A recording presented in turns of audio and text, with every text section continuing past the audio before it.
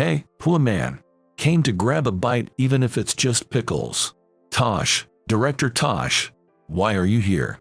Tosh looked me up and down with a gaze as if he was sizing me up the moment he saw my face. Are you okay? Before taking on our job, going bankrupt is the last thing I need from you. Such a way to speak. Just moments ago, I was soaking in a happy mood, but Tosh's arrival shattered the atmosphere in an instant. Reluctantly, we left the restaurant. But the conversation of those guys at that time, it had been causing me unease ever since. Let's ask that person for help. I started to move to uncover the truth. My name is Nicholas Smith, 50 years old. I run a subcontracting design office that takes on projects from house builders and major construction firms to design buildings. Even though I say I'm the president, the firm only has 2 employees, one of whom is my wife. And I myself am still actively working as an architect every day. Our office might be small, but we complete the jobs we are entrusted with, responsibly to the end. Because we are small, we can afford to be meticulous and detailed. That's my style. On a particularly hot day. Today, the sales director from the major construction company Madison Construction Group was supposed to visit, but there's no sign of him even when the scheduled time has arrived. My wife Mariah, who had prepared coffee, said with a worried look, "Honey, why don't you give them a call?" Yeah, I guess I should. But I wasn't too keen on the idea. That's because Director Tosh Anderson has a terrible habit of being late, and I've been stood up by him on several occasions before. No, it's just how he always is. Let's wait a bit longer. Right, that's Director Anderson for you. Mariah, understanding the situation, agreed with my response. And just as 1.5 hours since the scheduled time were about to pass, that man finally showed up. It's hot. Way too hot. What's the deal with this tiny office not having the AC cranked up? Sweat-stained shirt with no tie. Tosh Anderson barged into the office, fanning his greasy scalp with a hand. Director Anderson, thank you for coming today. Really, you should be coming to me. Who do you think you are? Tosh sat down on the guest chair with a huff, barely concealing his irritation. I'm sorry for the inconvenience. It was my oversight that led to this situation. I lifted my right leg, wrapped in bandages, a bit higher. I had fallen due to carelessness last week. Geez. Hey, lady. Give me some iced coffee, topped with cold sweet foam. Yes, right away. She's not your servant, you know. Feeling that way, I made a gesture of apology to Mariah when Tosh wasn't looking. Mariah caught the gesture and gave me a look as if to say, I'm fine, don't worry. So, Director Anderson, I wanted to discuss the exterior remodeling of 4 municipal housing units today. What, you got a problem with our order? Tosh stopped fanning himself and leaned forward aggressively. Exactly the reaction I expected. The schedule is a bit. Honestly, it's quite tough. What? You saying you won't do it? Tosh slapped the desk with his hand, making me flinch back. I heard that you initially asked another design firm, but no one would take it due to the unreasonable schedule, so you came to us. That's right. Exactly. But I'm offering more than the usual rate for it. Tosh said with a triumphant smirk. If you turn down this job, you know what? I'm never giving your firm another order again. That's harsh. That would really put us in a bind. He's clearly got us over a barrel. Our company has been going steady for a long time. If we accept this unreasonable request, it could prevent us from getting future work. But if we refuse, our new orders could plummet. So, what's it gonna be? You decide right here, right now. Tosh Anderson approached me with a gleeful expression. After much deliberation, my conclusion was, understood. We'll take on the project. Ha ha ha. That's more like it. Tosh nodded in satisfaction, clearly pleased. Poor guy, can't afford to pick and choose your jobs, can you? He exaggeratedly shrugged his shoulders and frowned. Hey, lady. I'll have another coffee. Make it colder this time. Yes, right away. Mariah went to get Director Anderson's empty glass. As she left, she gave me a worried glance. I felt pathetic for not being able to say no to him. Well then, I'm counting on you. We've been working together for a long time, haven't we? Don't look so scared. Tosh said this while patting me on the shoulder. Little does he know, I used to work at Madison Construction Group with him until a few years ago. I was in the Regional Revitalization Division, forecasting the future of depopulating areas and contributing to local development. I did find it rewarding. After Tosh had left, I found myself reminiscing about the past in the now empty visitor area. Maybe Mariah overheard my muttering. She came over slowly and said thoughtfully, "But now, you're a respectable president. I think it was good that you left Madison Construction Group." Mariah smiled warmly and placed a cup of hot tea in front of me. "Thank you. You had a rough time just now, didn't you?" "That? Not at all. Just the ramblings of an old monkey." Tosh Anderson has the nickname Old Monkey Man. The tense atmosphere until now suddenly eased. He's not that old, is he? Only 55.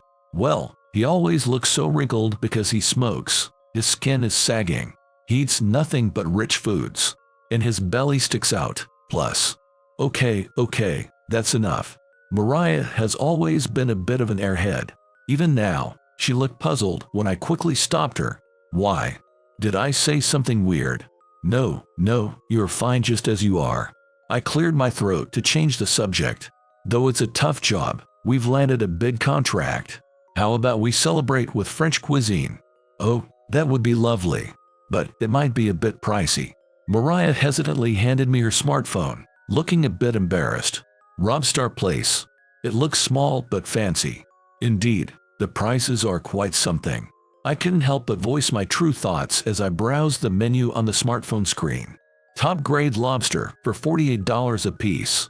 That's definitely out of our league. Sorry. Let's just go to our usual pizzeria place. Mariah smiled a bit sadly. Her love for lobster is apparent.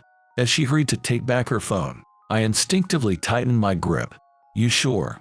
If I don't take Mariah there now, I'd be less of a man." I pondered for a moment with my arms crossed, then made up my mind. "No, let's go.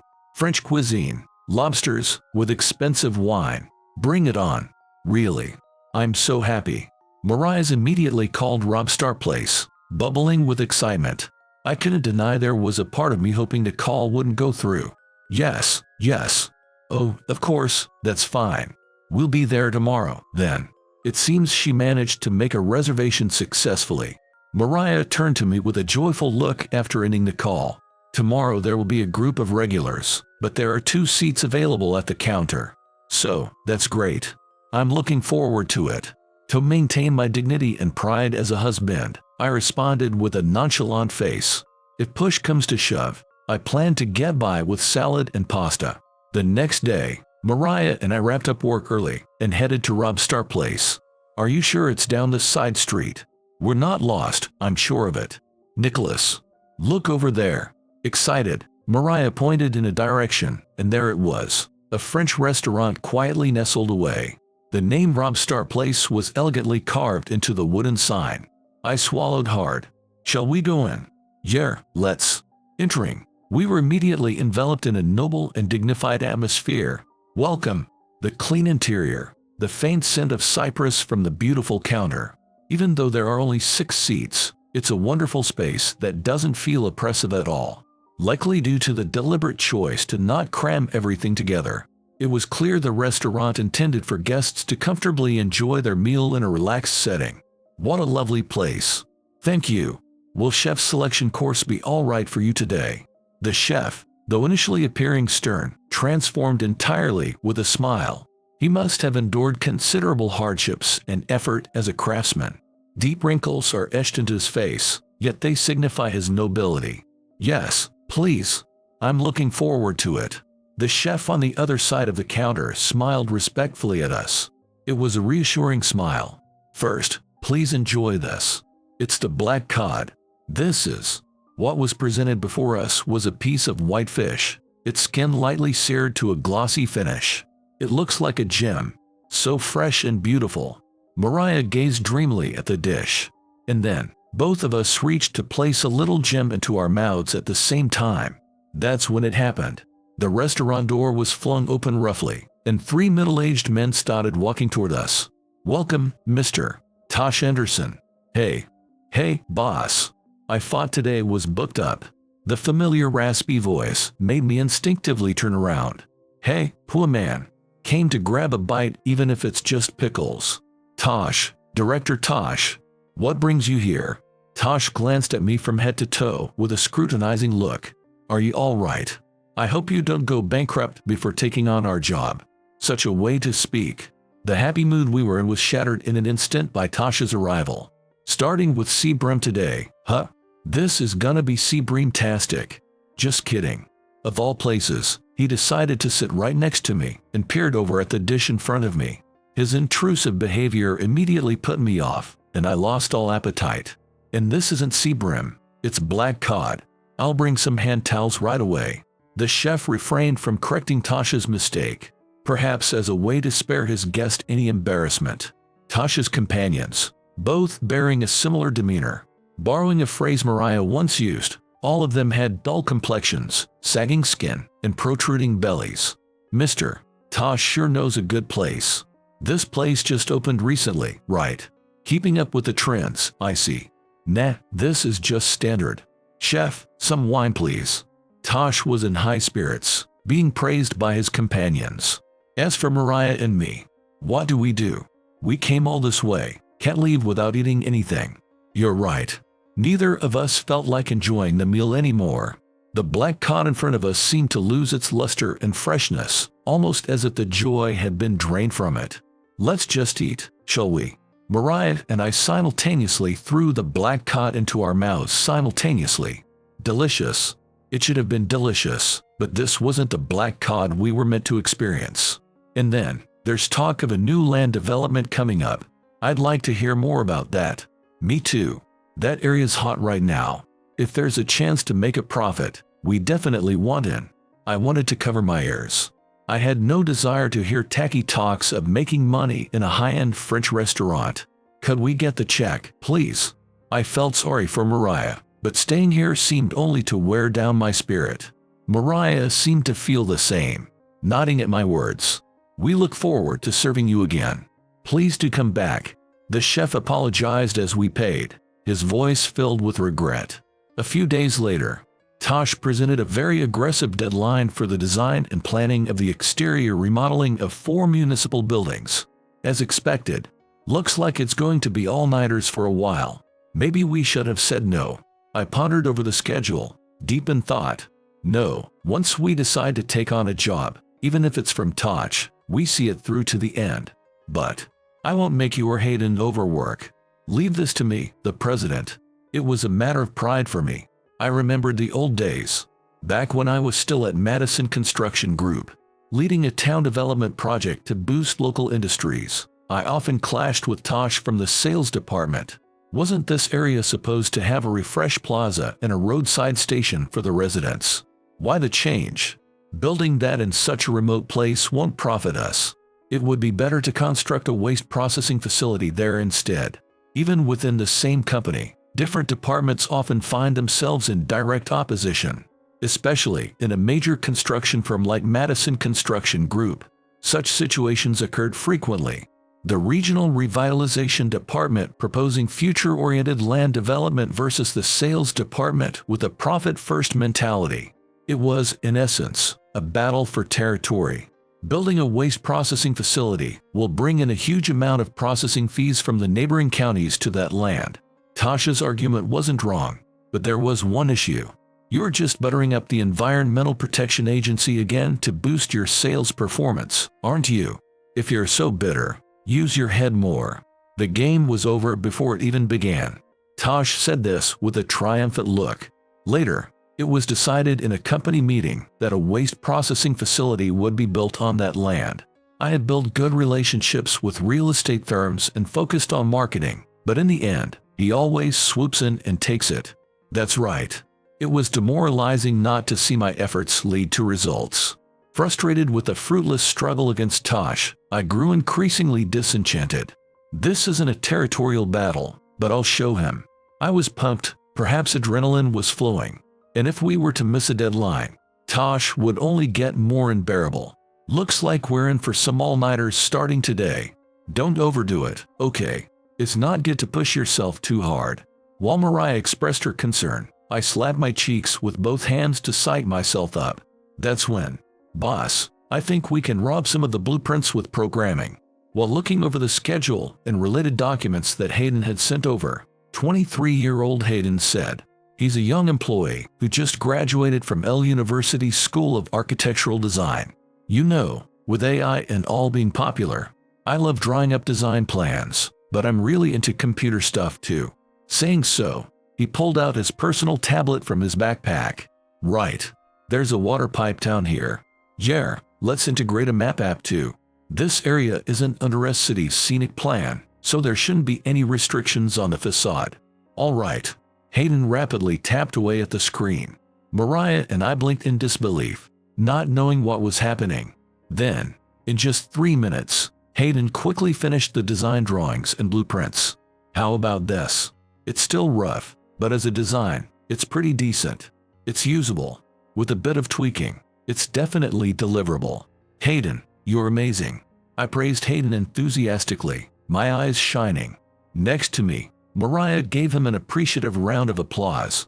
And here I was, ready to pull an all-nighter.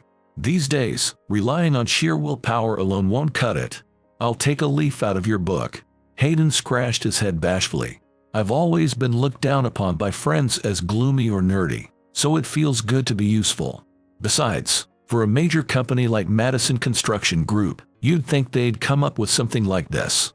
He had a point, but I quietly answered his question. Big companies have their way of doing things. The way of big companies. When it comes to implementing AI, who takes responsibility? What's the budget for the system? What about quality? In the end, outsourcing to a subcontracting design office like ours is faster and easier.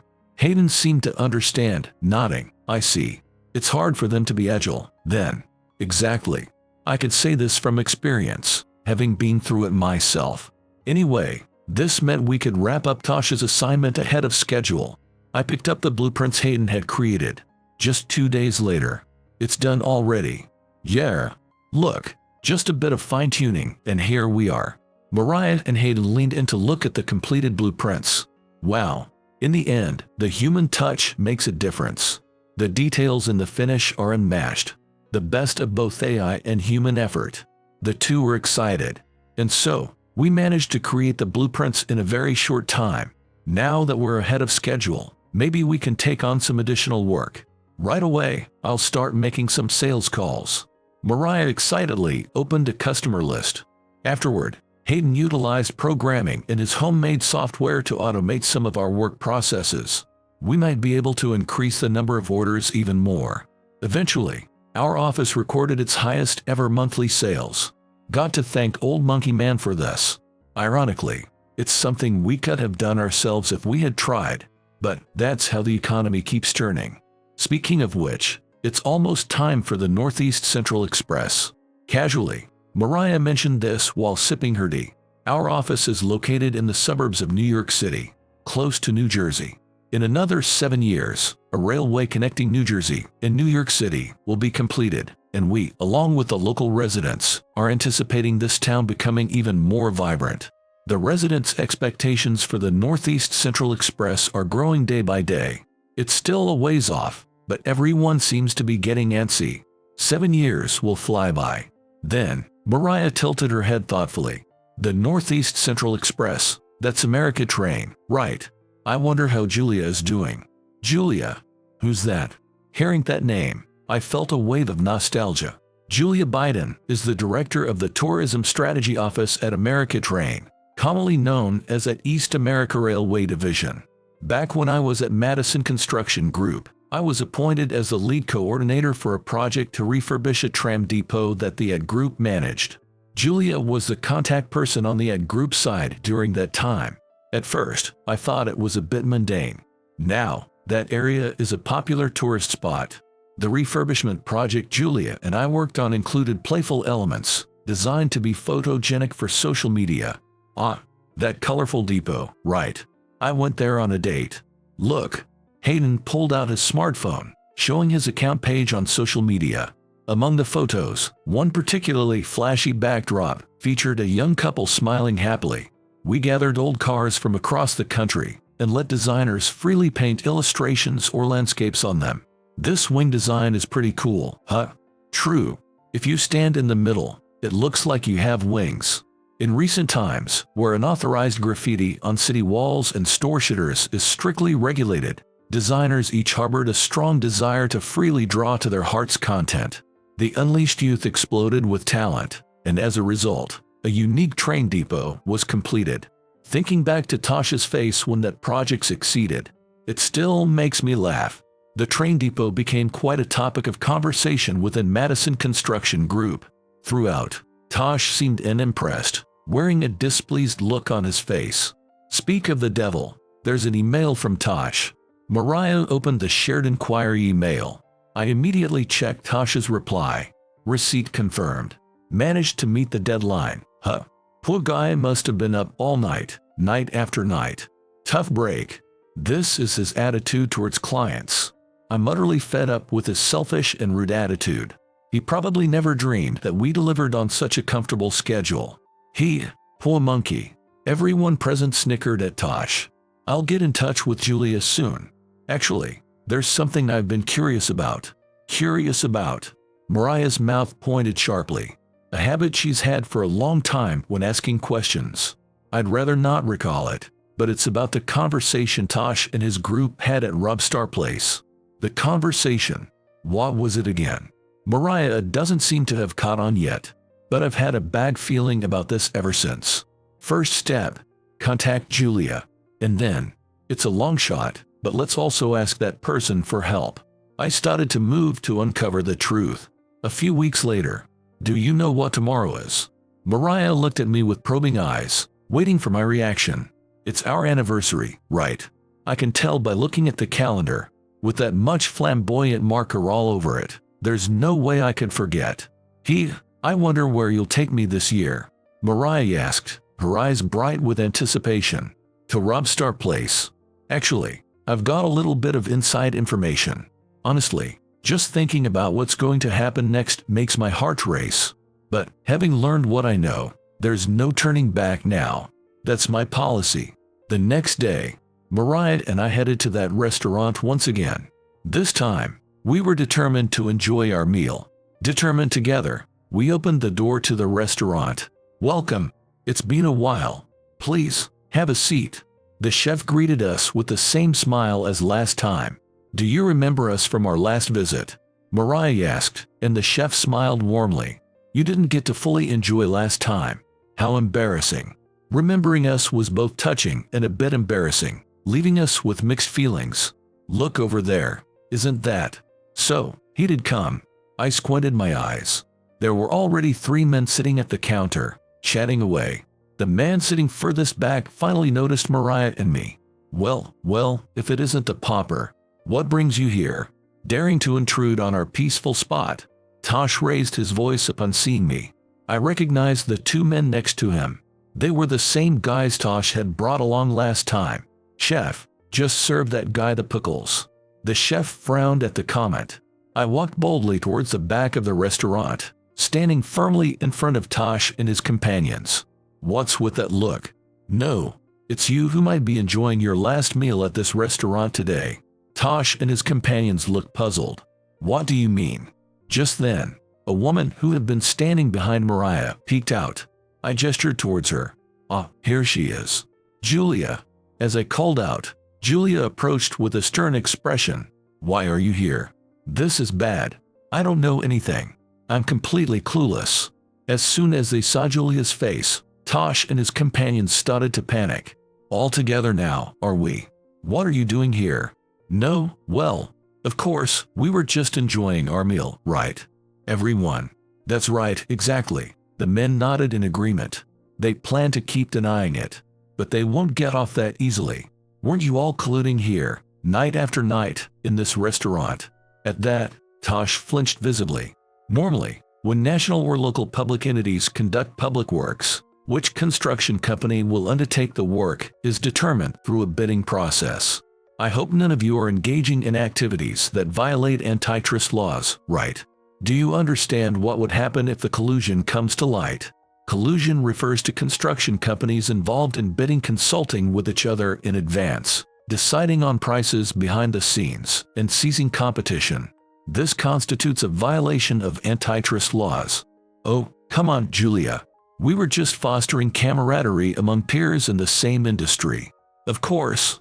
We're all fans of this restaurant, right? Yes, that's right. Julia, would you like to join us? They desperately tried to smooth over the situation. However, those present were members from Madison Construction Group, Franklin Builders Inc., and Liberty Construction Services, all mid-level managers working for major construction companies. Especially from the sales department, this situation could not be ignored. Were you discussing who would take on which construction work for the Northeast Central Express project that at East America is handling, to ensure each of you could bid within your areas of expertise? Julia confronted them with a fierceness that could rival any man's. But Tosh cleared his throat with a cough and responded, Julia, please, let's not make unfounded accusations. Why would we do such a thing? Besides, you have no proof. Tosh smirked confidently. This was bad. The issue might be brushed under the rug. Collusion, after all, is somewhat embedded in the corporate culture of construction companies, making it notoriously hard to prove. It seemed Tosh had intended to conspire with them from the start. Proof. Julia fell silent. I was the one to break the silence. I do have proof. Now was the time for that person to step forward. I signaled the restaurant owner. Here you go, please. The owner handed me a voice recorder he had prepared. Tosh, hey, boss. Are you saying you recorded our conversation? Do you think it's okay for a restaurant to do something like that? That's outrageous. Tosh and his associates showed their anger. Complaining to the restaurant owner is missing the point. Besides, if there's nothing to hide, there's no need to panic, right? Damn it. Their demeanor suggested they were cornered. This was a complete turnaround. We will thoroughly review this evidence to determine if there was indeed collusion in this restaurant. Is that all right with you, Julia? Of course, thank you. And you too. Julia thanked the restaurant owner. The restaurant owner nodded. Tosh, this is all your fault. It all started with you bringing up this scheme. That's right. We're the victims here. We were just dragged into this. Now, what's this? You guys, don't act like you're the only victims here. The three started squabbling among themselves, looking quite disgraceful. It doesn't matter who started it first. The first step is to honestly admit to your own company about the collusion you've participated in. With this audio evidence, you can't talk your way out of this. As I declared, Tosh and his companions all hung their heads in shame, their eyes empty. Later, the conversations they had in Robstar Place were officially recognized as collusion. Violating Article 89 of the Anti-Monopoly Act, the New Jersey District Court sentenced Tosh and others to 1 year and 6 months in prison, suspended for 3 years, and fined Madison Construction $480 million as a corporation. Naturally, Tosh was dismissed from his job and left the company. However, Tosh challenged the verdict by filing a lawsuit against East America, to everyone's astonishment. But the court quickly dismissed Tosh's claims, thanks to the numerous audio recordings the restaurant owner had saved. No helping hand was extended to them as they became ex-convicts, and Tosh is now in prison. And as for me, well, make sure you have a good time today. Thank you, I will. Third time's the charm. Finally, the day has come when I can enjoy French cuisine at this place. How long have I waited for this day? Right, honey. After all, we didn't get to properly celebrate our anniversary. To make up for it, you can have all the lobsters you want today. Next to him, Hayden is excitedly exclaiming, really? Today, we have prepared splendid Alfonsino for you. What was presented before us was the luxurious fish, splendid Alfonsino, also known as red snapper. The slightly pinkish translucent white flesh, like that of the blue grenadilla, had its skin lightly seared, giving off a fragrant aroma.